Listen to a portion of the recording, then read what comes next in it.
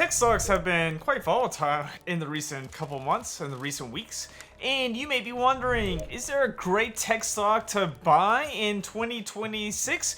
And that's a great question. In this video, we're going to talk about if I could only pick one tech stock for 2026, this is the one I would pick. This video is purely educational content. It should not be considered personal finance advice. I'm not a licensed financial advisor and I don't know your financial situation, risk tolerance, or even investment goals. Past performance doesn't guarantee future results, and always do your own research and consider consulting with a qualified financial professional before making any investment. All right, let's get on to the video.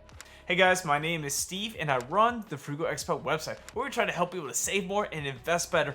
In today's video, we're talking about tech stocks. And the reason I'm talking about tech stocks is because tech is down and it's a good time to buy. Or maybe we've missed out on some that are skyrocketing right now.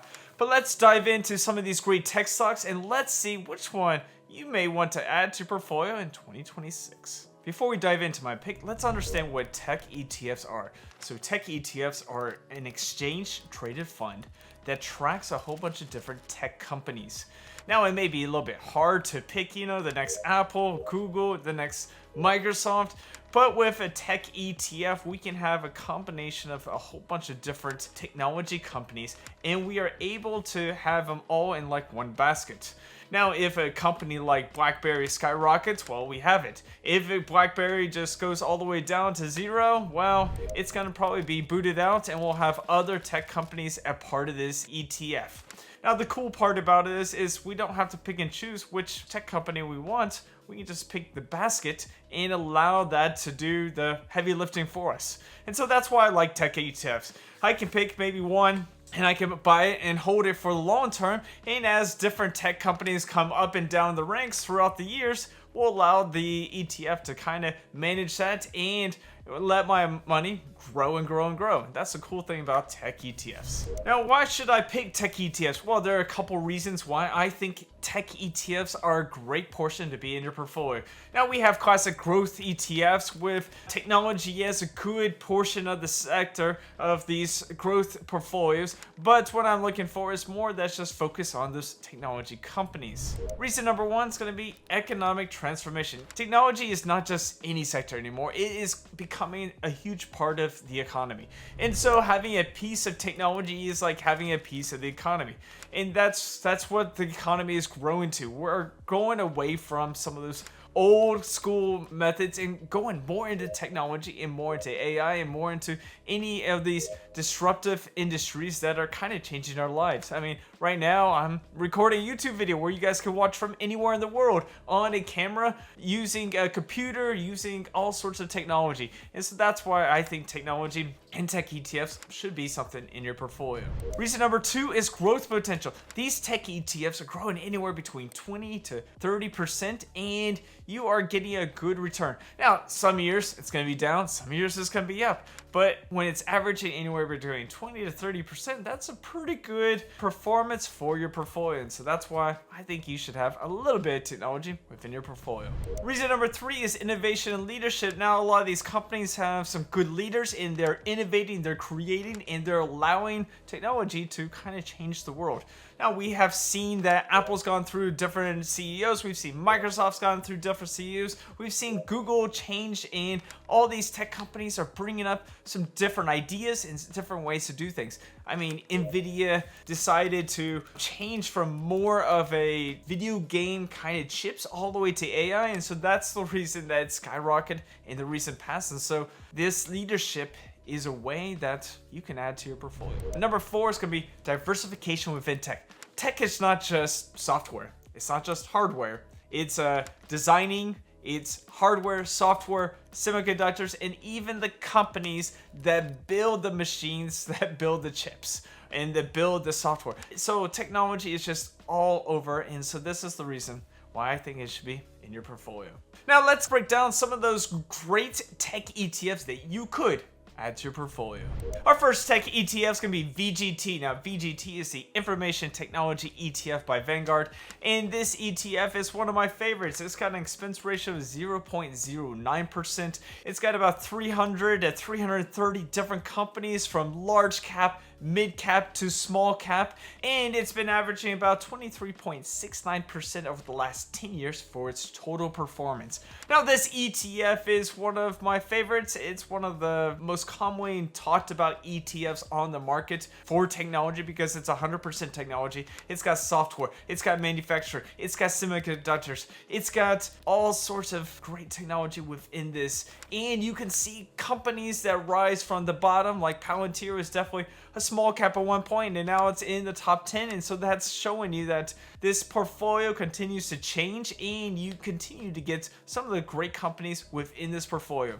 Now, VGT is not the best or the greatest ETF out there because, as you can see, sometimes in the portfolio, the top 3 make up a huge chunk because this is done by market cap. And so when Nvidia, Microsoft, and Apple are the top 3 in market cap, you're getting a huge concentration in these 3 companies. Now, if they're not doing well, of course, this ETF may suffer a little bit, while other companies are coming up and maybe those don't have the market cap, so they're not giving the huge gains that you could get. So this could be a reason for a con, and so, but if you do like Nvidia, Microsoft, and Apple, you may like this because it is the top 3 in this portfolio, and so you're getting a good portion of those companies within this portfolio.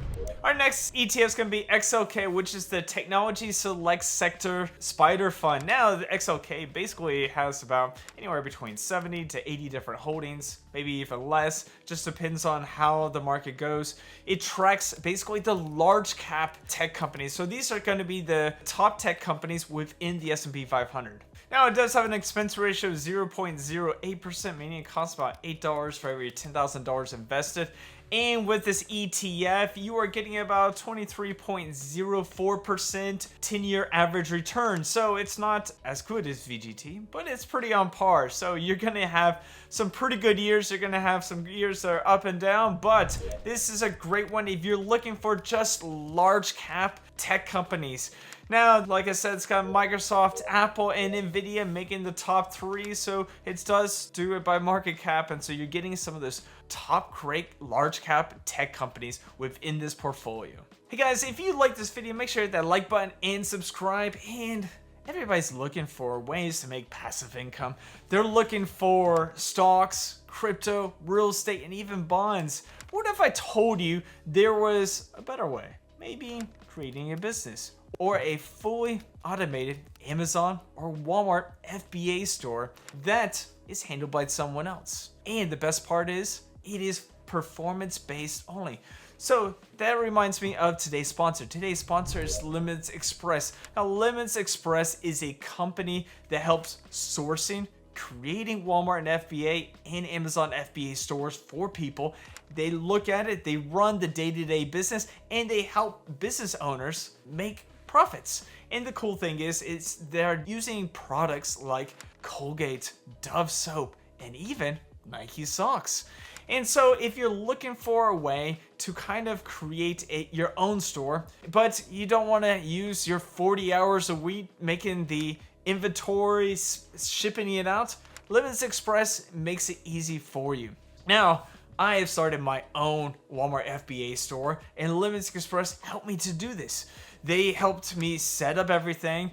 They then bought the products, shipped them to the Walmart, and now I'm selling Nike socks. How cool is that?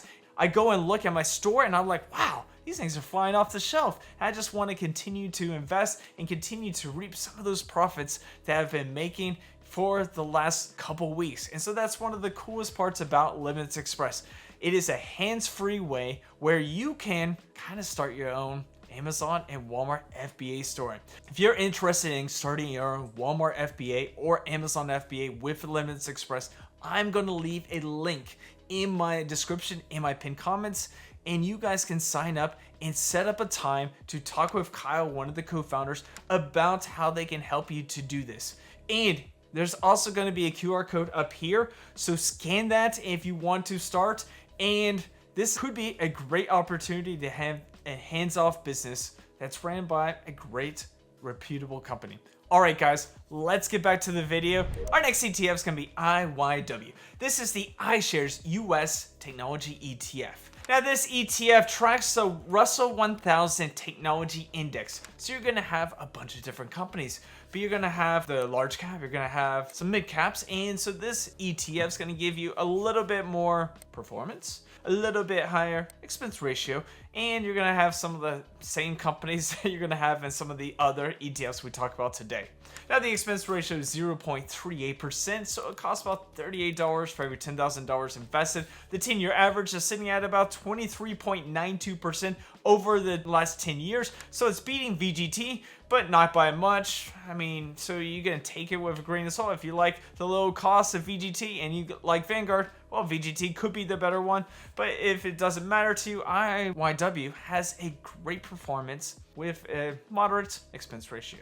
Now, this ETF's got about 140 to 150 different companies. With the strategy, it's looking at large cap and mid caps, but it's also got some concentration limits, and so you're not going to get the over concentration of some of the top market cap companies in the top 3 to 4 like you'll get with a VGT. So if you're looking for a little bit more balance, a little bit more diversification, and a little bit more performance, IYW is a great ETF that you could add to your portfolio. Our next ETF is going to be soxx, which is the iShares Semiconductor ETF. Now, soxx primarily looks at semiconductor companies that are designing, creating, manufacturing, and putting them all into one ETF. Now, it does have an expense ratio of 0.35%, meaning it costs about $35 for every $10,000 invested. It's got Broadcom, Nvidia, it's got AMD, it's got ASML, and Micron, and some other great semiconductor chip companies. Now, this one doesn't have as much like money put into Nvidia like an SMH, and it's got a little bit more diversification. Now, SMH is one of my favorites, and it's got a lot of TSMC. soxx has TSMC, but not as a high as rated or concentration in it as SMH. Now, the cool thing with this ETF is that it's up pretty high in 2026, around 16 to 17%, and it's got a 10-year average of about 31.29%. So it's a great ETF if you're looking for having semiconductors in your portfolio, if you're looking for a low-cost semiconductor ETF, if you're looking for some great performance, and their year to date is killing it. So it could be a great one for you to put in your portfolio. Our next ETF is going to be PSI, which is the Invesco Dynamic Semiconductor ETF. Now, this ETF is a little bit different than soxx because it looks at growth factors and it looks at momentum factors. So think about when we look at the S&P 500, you've got VOO, and you have SPMO, which is the momentum factor portion of the S&P 500. This is the same thing with semiconductors. Now, PSI is actively managed. It's looking at some of those that are growing and some of those that have that momentum factor. And so you're not getting that index version of the semiconductors. You're getting something a little bit different. Now, in the past, it has underperformed most of the tech and chip ETFs. And that is maybe a downturn and maybe a kind of a con for this ETF. But right now, year to date, it's up about 27%. And so you're thinking, uh-oh, did I miss the train on this ETF? Well, quite possibly, but in the last 10 years, it is average about 30.82%. And this could be a good ETF that you could add to your portfolio. Now, it does have an expense ratio of 0.56%, meaning it costs about $56 for every $10,000 invested. And you may be able to do much better with soxx, but year to date, right now, PSI is killing it. And you're going to have some of the classic names, like you're going to have a Broadcom, you're going to have an Nvidia, you're going to have some of those great companies that are growing for the future for semiconductors and chips. So if you're looking for a hot chip ETF for 2026, PSI is one of the best out there. Now, for me, I'm an SMH guy, and so that's the one I'm preferring, but PSI is really intriguing because it's up 27% year to date, and so this could be an ETF that you may want to add to your portfolio. Our next ETF is going to be QTUM, which is the Defiance Quantum ETF. So if you're looking for quantum computing, if you're looking for different holdings that do technology, semiconductors, and anything that is helping out with the AI movement, QTUM could be that ETF that you may want to have. Now it's got some great holdings like Micron, it's got Nvidia, it's got AMD, and these are part of this portfolio. Now, it's been around about 7.44 years, and so during those 7.44 years, it has averaged about a 24% annual return. Now, this could be pretty good. I mean, it's kind of similar to the VGTs, the IYWs, and the XLKs, and it's not as good as the semiconductors, but it is a great ETF that you could add to your portfolio. Now, of course, the expense ratio is going to be 0.40%, meaning it costs about $40 for every $10,000 invested. It's got about anywhere between 60 to 70 different companies that are looking for this quantum computing. Now, the good news is some of the pros of this is you're getting in some of these companies before they really kind of skyrocket in.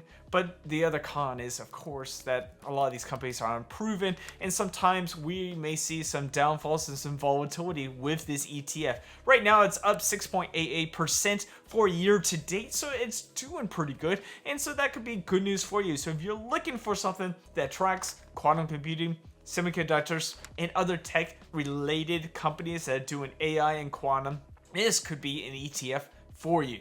After analyzing all these options, there is one that I would pick in 2026, but this may not be the one you would pick in 2026. And this ETF is going to be VGT. Now, VGT, like I said, is a Vanguard Information and Technology ETF. This ETF's got some great companies a part of it, like Apple, Microsoft, and Nvidia. It's also got Micron, Palantir, AMD, and Oracle all in the top 10. Now, this ETF is down 3%, and maybe that's the reason I want to buy it, because I like to dollar cost average into things that are down in value, and I would like to start loading up on more VGT. So when the technology and the tech sector starts to skyrocket once again, I got VGT cheap, and then I'll allow it to kind of skyrocket. Now, another reason I like this, it's got bottom cost dollars. I mean, it costs about 0.09% expense ratio. That means it allows my money to compound further. It's just got a great performance of the 23.69% average over the last 10 years. It is one of the better ones on this list. And you guys may disagree with me, but that's okay. I like VGT. I hold a ton of it, and it would be a great one for me to add in 2026. Now, another great ETF that you guys may want to add, and that's doing really well, is PSI. So if you like semiconductors and you like chips, SOXX is doing great, but PSI is up, like I said, 27, almost 28% year to date. You know, it would have been better to buy it last year, but right now, as it's doing, it's looking at the growth factors and momentum, and so you're able to get it right now, and you could allow it to kind of skyrocket for the rest of the year. It's done really well over the 1 year performance of around 66%, so you're getting a great ETF, and it's beating SMH. So that could be a great ETF for you guys to buy and hold for 2026. And the one I would pick, like I said, is VGT. All right, that is those different tech ETFs that you could buy and hold for 2026. Let me know in the comments, which ones do you like and which ones maybe have missed. And also, make sure to check out this great video of my ranking of some growth ETFs right up here. All right, and I'll see you guys in our next video.